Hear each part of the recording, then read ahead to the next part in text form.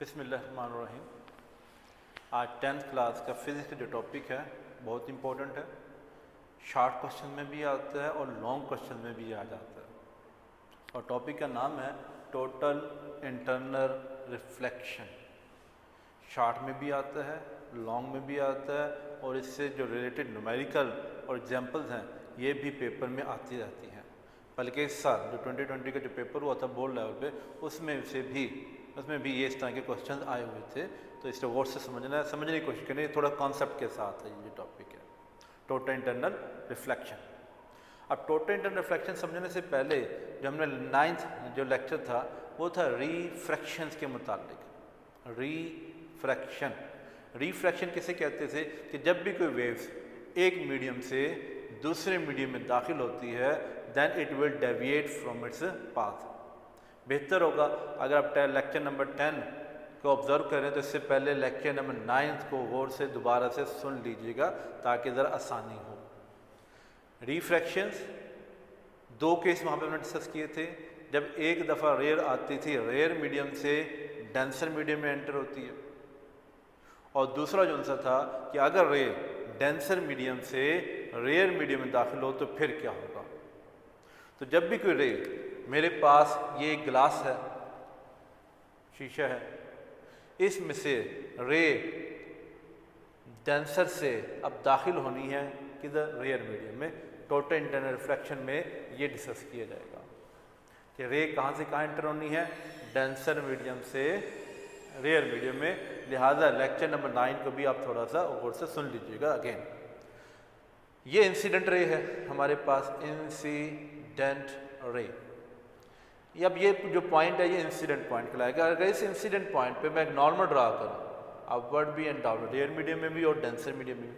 अब जाना था इसने सीधा, लेकिन जब भी कोई रे डेंसर मीडियम से रेयर मीडियम में दाखिल होती है जाना सीधा था, लेकिन ये मूव करेगी away from the normal. Whenever a ray enter from denser medium to rare medium, then it bends away from its normal. Away from normal की तरफ मूव करने की वजह से, अच्छा इस रे का जो नाम होगा जब वे मूव कर रही है, रिफ्रैक्टेड रे, पॉइंट ऑफ रिफ्रैक्शन।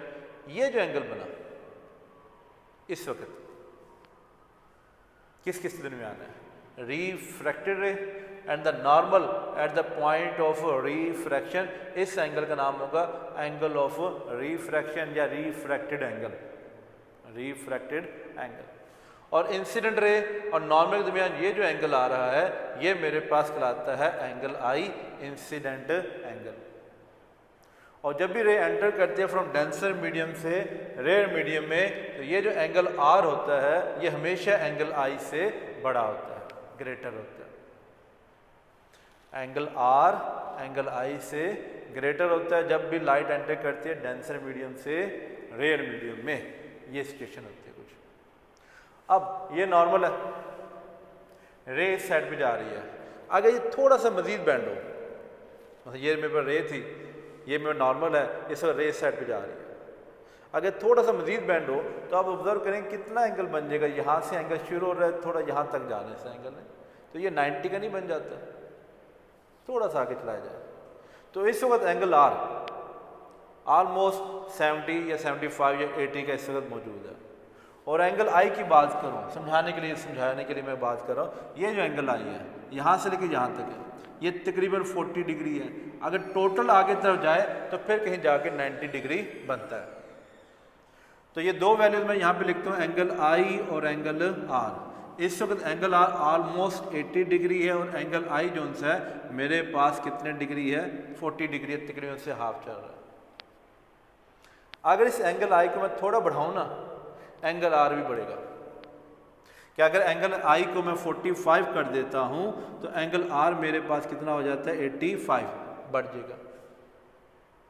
इस एंगल आई को थोड़ा सा मैं मज़ीद अगर बढ़ाऊँ कि मैं इसे ले जाता हूँ कोई 49 पे ले जाता हूँ या 50 पे ले जाता हूँ, तो ये कितना हो जाएगा, 90 डिग्री हो जाएगा।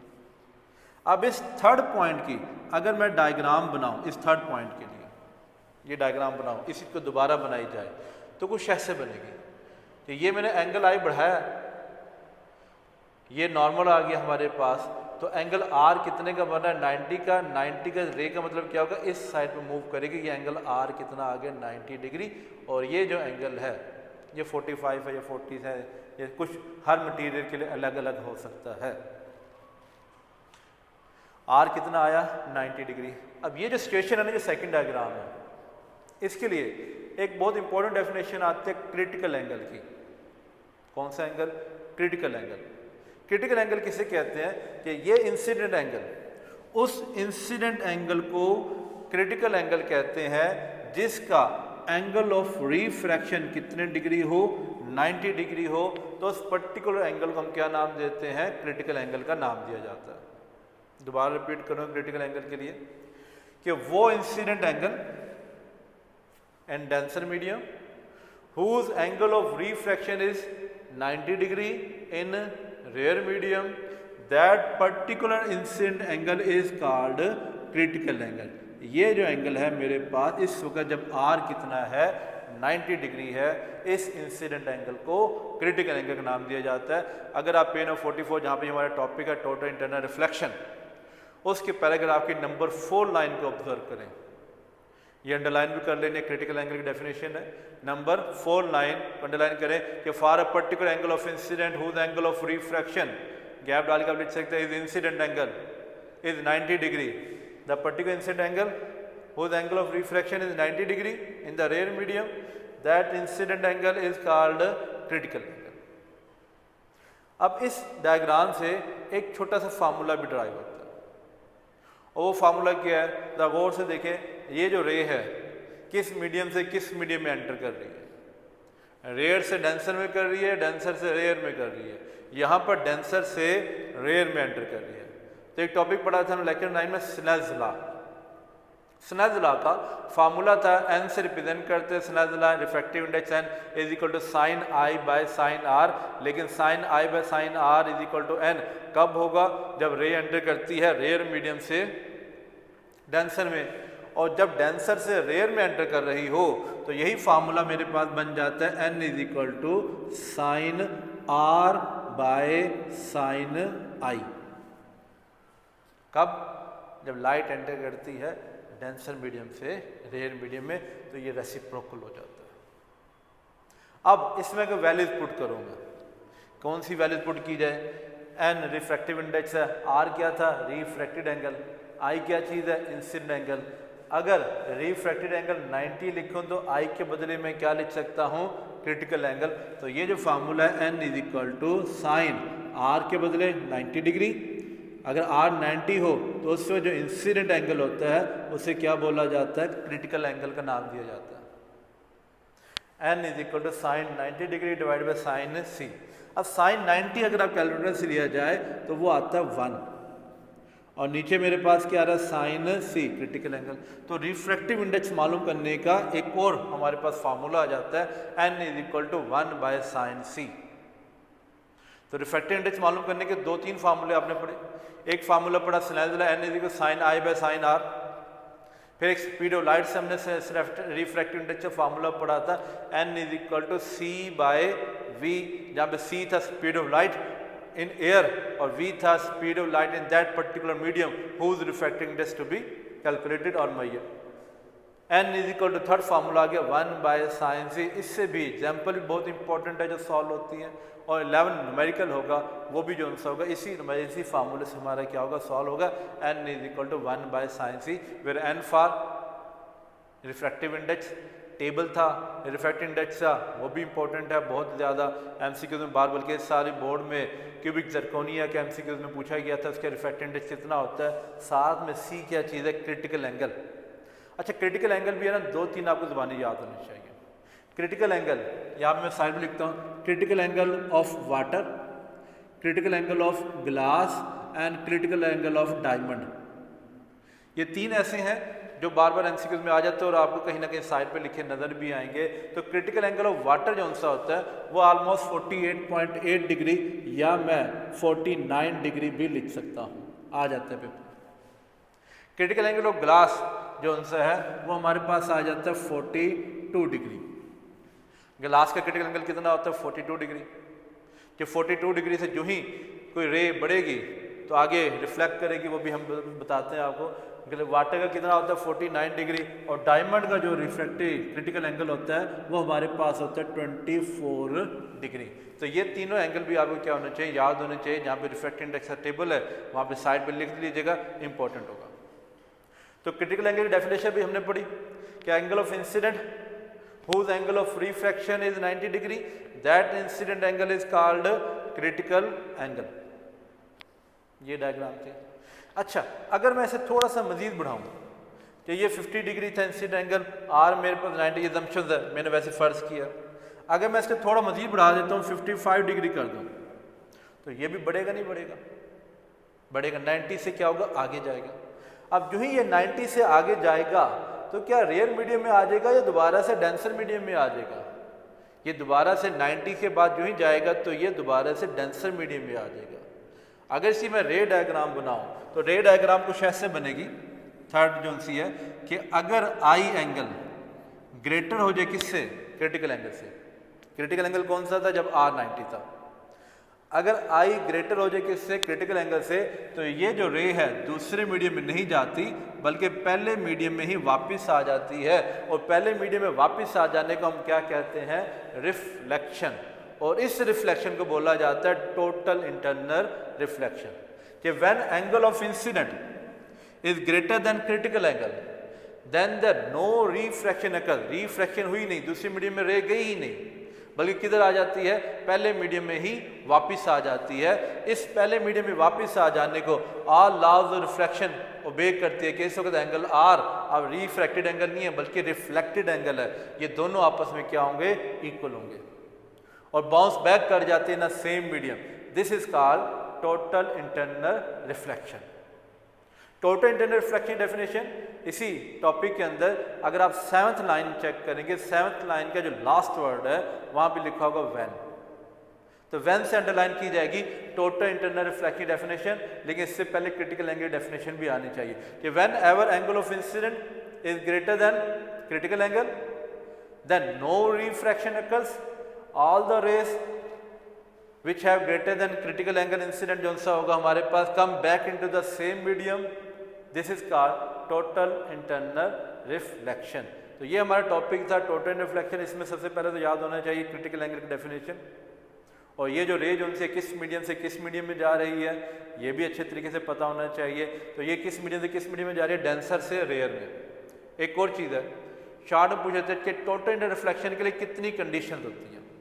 There is how many conditions for total internal reflection? There are two conditions. Usually हम बताते हैं कि दो conditions है total internal reflection के लिए। ज़रा सोच के बताइए, क्या total internal reflection condition के लिए I equal to C होना चाहिए या I less than C होना चाहिए या I greater than C होना चाहिए? तो I greater than C होना चाहिए किसके लिए, total internal reflection के लिए।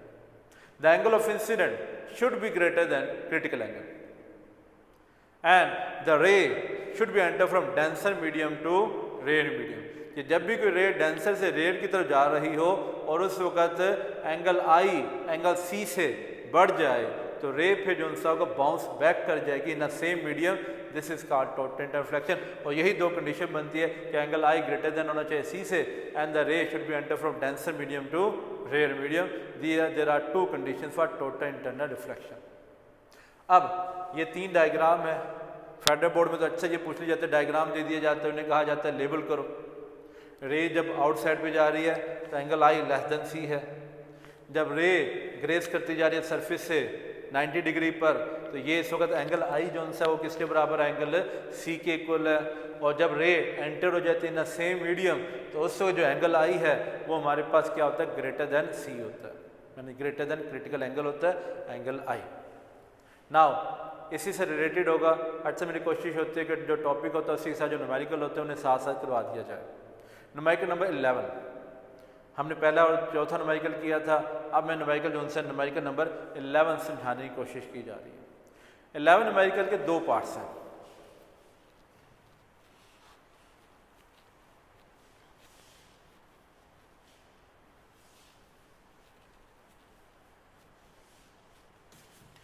जो न्यूमेरिकल में 11 है इसके दो पार्ट्स हैं। अगर आप इसको स्टडी करेंगे 11 न्यूमेरिकल को तो कुछ ऐसे कहा जा रहा है कि सरफेस है उस पर जो एंगल रे आ रही है एंटर हो रही है वो 35 डिग्री बना रही है।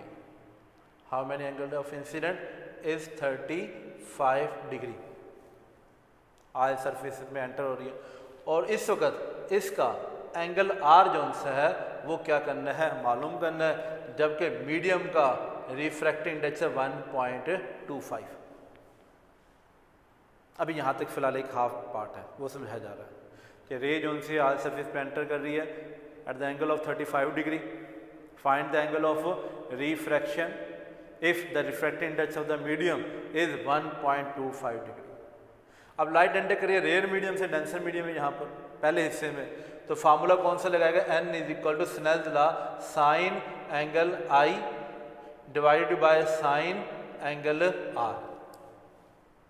एंगल आर जो है वो हमने क्या करना है क्वेश्चन मार्क है, तो गिवन डाटा में i 35 degree, angle r question mark, refractive index 1.25 और ray enter from denser medium rare medium to denser medium.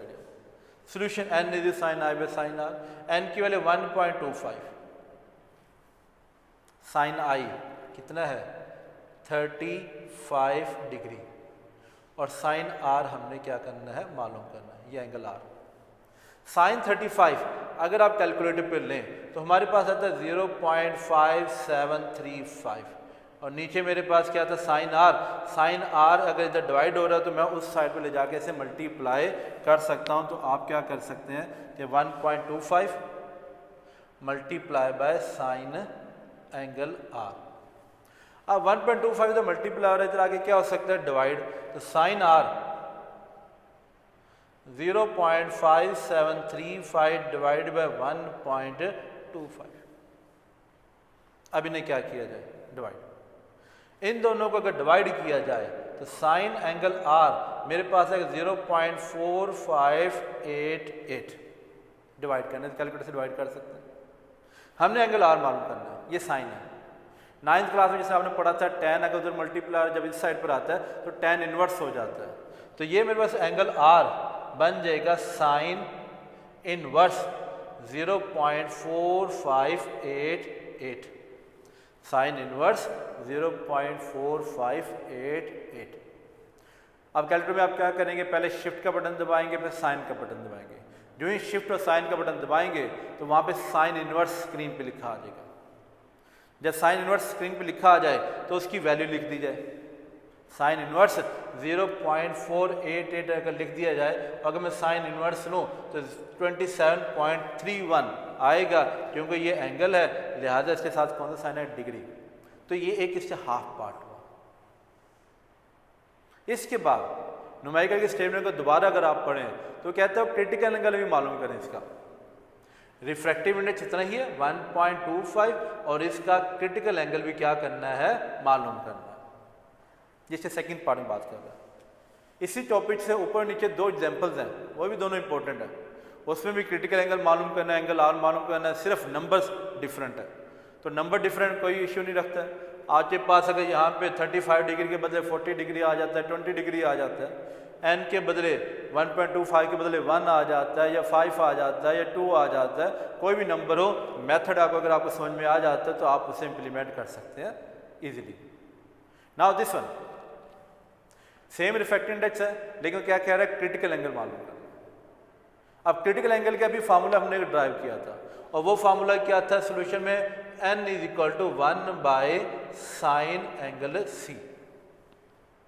n की क्या वैल्यू पुट कर देते हैं 1.25, 1 as it is, sine angle c मालूम करना है, ये एज इट इज आ गया। साइन c इधर डिवाइड हो जरा के मल्टीप्लाई हो जाएगा, 1.25 इधर आके क्या हो सकता है डिवाइड हो सकता है। तो ये जो सिचुएशन है चेंज होकर बन जाएगी sine angle c is equal to 1 by 1.25, जिस तरह यहाँ पे हुआ था। अब दोबारा इन्हें क्या करना है, पहले डिवाइड करना है। डिवाइड करेंगे तो साइन एंगल c इन 1 को अगर 1.25 डिवाइड किया जाए तो 0.8 आ जाता है। Angle c same as it sine inverse 0.8। अब बताएं कैसे किया जाएगा, साइन इनवर्स लेना है। Shift sine and then 0.8। जो ही शिफ्ट साइन के बाद 0.8 के बटन के आप इक्वल का बटन दबाएंगे तो ये आ जाएगा 53.13 डिग्री। तो जो क्रिटिकल एंगल आएगा हमारे पास इस मीडियम को जो ऑयल सरफेस वगैरह दी गई थी, ऑयल दिया गया था, वो 53.13 डिग्री बनता है। इन द रिजल्ट आप लिख सकते हैं कि क्रिटिकल एंगल इतना है, एंगल ऑफ रिफ्रैक्शन इतना है according to above given data. वो रिजल्ट लाजमी लिखें तो ज़्यादा अच्छा होगा। इसकी दोनों एग्जांपल्स भी बहुत इंपॉर्टेंट है। जो क्रिटिकल एंगल, एक में क्रिटिकल एंगल मालूम करने के लिए पूछा जा रहा था, एक में एंगल आर मालूम करने के लिए पूछा जा रहा था। तो ये जो न्यूमेरिकल है, न्यूमेरिकल नंबर कौन सा है?